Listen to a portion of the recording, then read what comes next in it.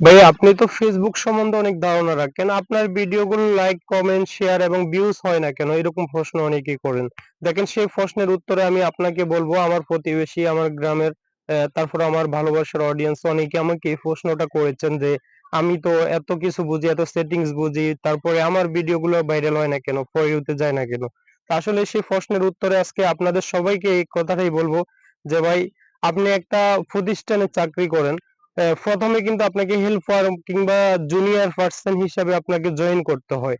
কিন্তু আপনি যখন সেখানে কাজ করবেন, কাজ করতে, করতে আপনার অভিজ্ঞতা বাড়বে, তখনই আপনাকে পদ এবং পদবি দিবে, আপনাকে সেখানে সম্মাননা করবে। আর Facebook এমন একটি ভালোবাসার প্ল্যাটফর্ম, চাইলে আপনিও কাজ করতে পারেন, কিন্তু আপনাকে যেকোনো একটা বিষয়ের উপরে কাজ করতে হবে। আপনার ভিউজ এবং লাইক, কমেন্ট, শেয়ার থাক কিংবা না থাক, কিন্তু আপনাকে কাজ করে যেতে হবে। আপনাকে কথা বলতে হবে। আপনি অ্যাক্টিভ থাকতে হবে। তো অ্যাক্টিভ থাকার মানে অনেকে বুঝে না। তো অনেকে মনে করে মোবাইলে এমবি ভরে তারপরে আপনার ফোনটাকে মনে হয় ডাটা অন করে রাখলে মনে হয় অ্যাক্টিভ, ফেসবুক বুঝবে না। আসলে অ্যাক্টিভ থাকার মানে কিন্তু এটা নয়। অ্যাক্টিভ থাকার মানে হচ্ছে আপনি সকলের ভিডিও দেখবেন, আপনার সামনে যে ভিডিওগুলো আসবে আপনি এগুলো দেখে লাইক, কমেন্ট করবেন এবং গঠনমূলক কমেন্ট করবেন।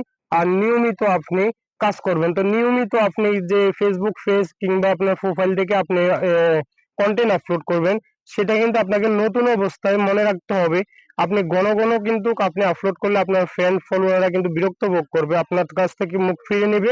ফলে কিন্তু ফেসবুক মামা আপনার কন্টেন্ট গুলো তার সামনে দ্বিতীয়বার নেবে না। তো এজন্য আপনাকে নতুন অবস্থায় কি করতে হবে? নতুন অবস্থায় আপনাকে অবশ্যই অবশ্যই কি করতে হবে? অন্যের ভিডিও বেশি বেশি দেখতে হবে এবং একটা বা দুইটা করে আপনি পোস্ট করতে হবে।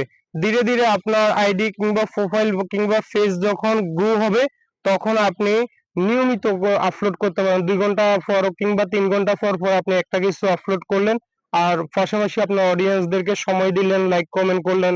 এতে কিন্তু আপনার পেজটা বা প্রোফাইলটা ধীরে ধীরে বড় হবে। তো আশা করছি সকলকে বুঝাইতে পেরেছি। যারা প্রশ্নগুলো করেছেন অবশ্যই প্রশ্নের উত্তর পেয়েছেন যে আমি অনেক কিছু বুঝি, ফেসবুক সম্বন্ধে অনেক ধারণা রাখি, আমার ভিডিও কেন ভাইরাল হয় না? আমাকে এখানে কাজ করতে আসছি, আমি এখানে কাজ করতে হবে। আমার লাইক, কমেন্ট, ভিউজ হোক বা কিংবা না হোক, অবশ্যই আমাকে কথা বলে যেতে হবে এখানে। আমাকে ভিডিও আপলোড করে যেতে হবে।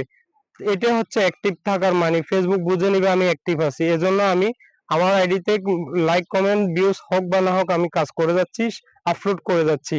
তো আমার ভিডিওগুলো দেখার দায়িত্ব কিন্তু আপনাদের।